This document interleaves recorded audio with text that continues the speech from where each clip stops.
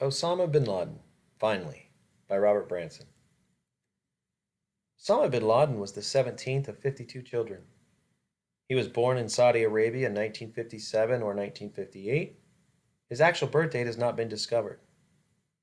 He was a very shy, reserved child and had no interest of leaving his surroundings. Many of his siblings were educated in the West. Osama remained at home and went to school in Jeddah. He married at an early age, 17, and joined an Islamic Muslim brotherhood. It was during his time in the Brotherhood that he would be introduced to the pan Islamic idea. This was an idea that all Muslims should rise up in jihad, holy war, and create one unified state. This type of thinking and ideas have been compared to the Hitler era. Although Osama was not a fighter himself, he merely would recruit other young men to come and fight for the cause. This would allow him to become the mastermind behind terrorist attacks that would help create the terrorist group Al Qaeda and ultimately lead to his death. He did not like the Western influence that was becoming prominent in the Middle East, so he decided to take action.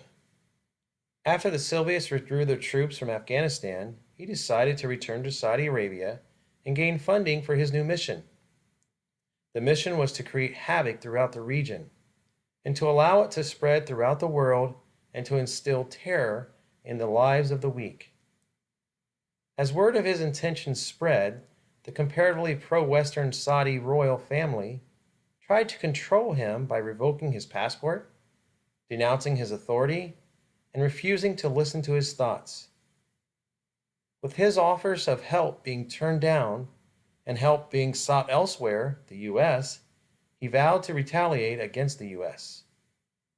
Osama knew he could no longer live where he was not wanted and had no influence, so he moved to Sudan. Sudan was more suited for his home base. It was a more militantly Islamic state. He continued to recruit and train young men to fight for Allah. After about a year of training his newly formed group in Sudan, Al Qaeda ventured out on their first mission. They decided to bomb a hotel known to house Americans. Luckily, there was no American casualties. This would be the start of a long period of terrorist attacks and a brutal war against Western ideas. In an effort to create worldwide jihad, he continued to have Al Qaeda attack the thought of Western civilization. Through suicide bombings, assassinations, and planned attacks, he made enemies throughout the world. As he continued to focus his efforts on the U.S. and its main allies, he quickly learned how hard it was to become the dominant being and remain in the public eye. As his attacks continued, he learned how to run and hide and stay one step ahead of his pursuers, which rapidly made him the most sought-after man on the earth.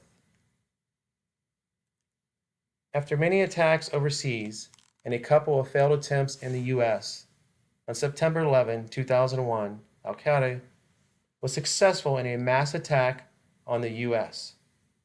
This catapulted Osama to public enemy number one.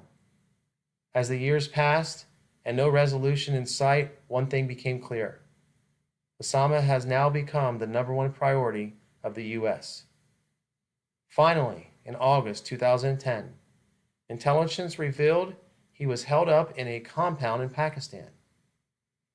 It is still unclear whether the Pakistani government had any knowledge of his whereabouts, but many believe they were afraid of him and helped him hide his travels. The time had arrived. It was time for the U.S. to deploy the special forces to capture, if possible, or destroy if necessary. Unfortunately for him, there was a resistance and he was expired.